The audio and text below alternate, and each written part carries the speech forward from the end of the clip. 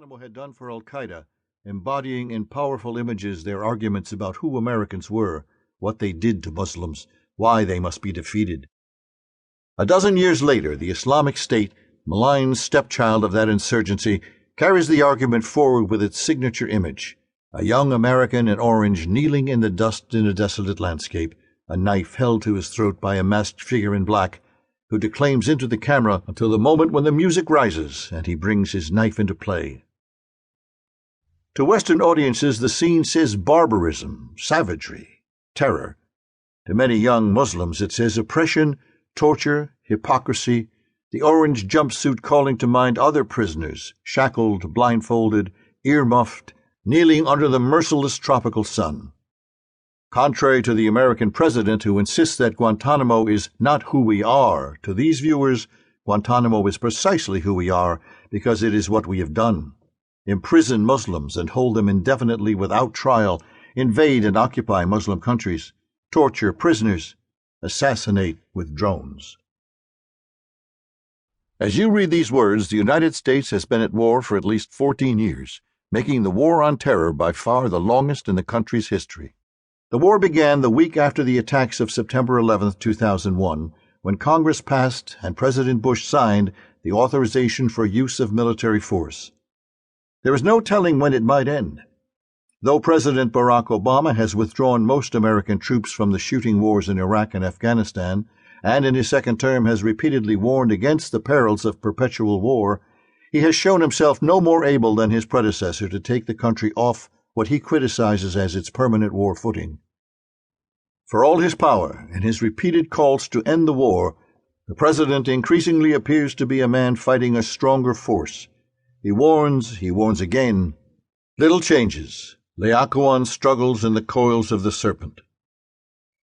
What is that stronger force? Is it terrorism or the malign political current still churning in its wake?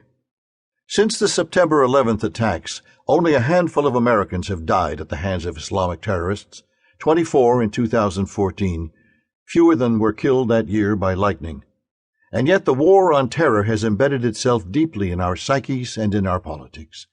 The war on terror has taken on a life of its own, nourished by the politics of fear and nourishing in its turn powerful institutions of national security. United States military spending, already greater than that of the next 10 countries combined, nearly doubled.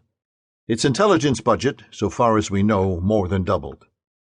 On the ground, it has been a strange war, a mix of real and virtual, carried on partly in the glaring light by American warplanes and soldiers, and partly in the darkness by special operators and unmanned aerial vehicles, or drones. Even as U.S. troops began to leave behind the hot wars in Iraq and Afghanistan, in Pakistan, Yemen, and Somalia, U.S. drones were killing thousands, some of them al-Qaeda leaders, but many more low-level militants and organizations that did not yet exist on September 11th. This so-called Third War, after Afghanistan and Iraq, has now given way to a fourth, the war on the Islamic State, which President Obama vowed in September 2014 to degrade and ultimately destroy.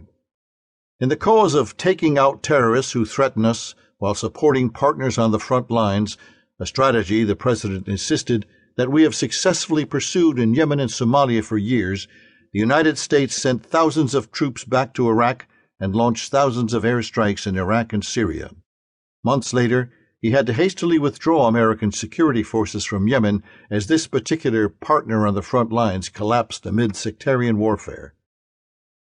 After the attacks of September 11th, the United States faced a global terrorist organization with thousands of trained fighters, a network of regional affiliate groups, and an innovative program of Internet-based propaganda and recruitment. After 14 years of war, the United States finds itself facing not one such organization but two, and the second the United States itself did much to create.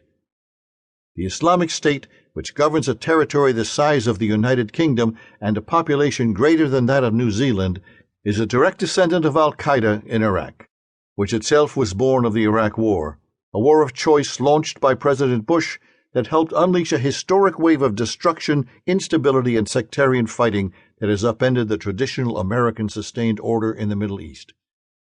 President Obama's decision a decade later to bomb the Islamic State in order to degrade